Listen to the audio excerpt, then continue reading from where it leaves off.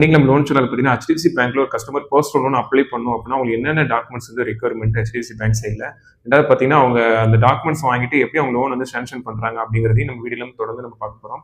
First பார்த்தீங்கன்னா என்னென்ன documents வேணுங்கிறத ஒன் பை ஒன்னா சொல்றேன். ஃபர்ஸ்ட் டாக்குமெண்ட் பார்த்தீங்கன்னா கஸ்டமரோட பேன் கார்டு, ரெண்டாவது பார்த்தீங்கன்னா கஸ்டமரோட எம்ப்ளாய் ஐடி கார்டு, தேர்ட் பார்த்தீங்கன்னா கஸ்டமரோட ஆதார் கார்டு, ஃபோர்த் பாயிண்ட் பார்த்தீங்கன்னா கஸ்டமர் ஒர்க் பண்ற கம்பெனியோட latest 3 month pay slip, fifth point என்னன்னு பார்த்தீங்கன்னா கஸ்டமரோட சேலரி கிரெடிட் பேங்க் ஸ்டேட்மெண்ட் எந்த பேங்க்ல கிரெடிட் ஆகுதோ அதோட சேலரி கிரெடிட் பேங்க் ஸ்டேட்மெண்ட் 6 மாசத்துக்கு தேவைப்படும்.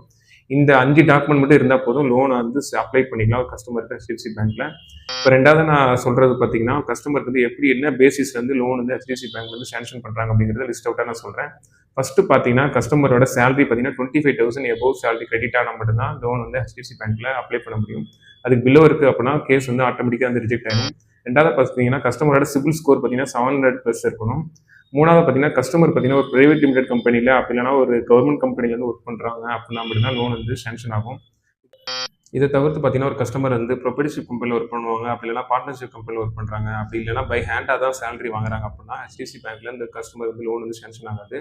நாலாவது பாயிண்ட் என்னன்னு பார்த்தீங்கன்னா கஸ்டமருக்கு வந்து ஓவர்டியூ அப்படி இல்லைனா டிபிடிஸ் இது இருக்குது லைவ் லோன்ஸில் அப்படின்னாலும் லோன் வந்து சாங்ஷன் ஆகாது. ஓவர்டியூ அப்படின்னு என்னன்னு பார்த்தீங்கன்னா கஸ்டமர் வந்து நிலுவைத் தொகை, அதாவது இப்போ இருக்க லைவ் லோன் வந்து அதாவது அமௌண்ட் பேமெண்ட் வந்து கெட்டாமல் விட்டுருக்காங்க, இல்லை இஎம்ஐஸ் கெட்டாமல் விட்டுருக்காங்க அப்படின்னா ஓடியில் வந்து நிற்கும். டிபிடிஸ் அப்படின்னு என்னன்னு பார்த்தீங்கன்னா டிலேடு பேமெண்ட். ஆல்ரெடி நான் சொன்ன மாதிரி ஓடியில் வந்து நிற்கும் டிபிடிஸ் உண்டான பேமெண்ட் எல்லாமே.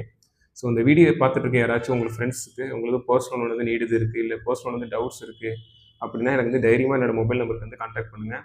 ஓகே ஃப்ரெண்ட்ஸ், தேங்க்யூ ஃபார் வாட்சிங் திஸ் வீடியோ. டாட்டா.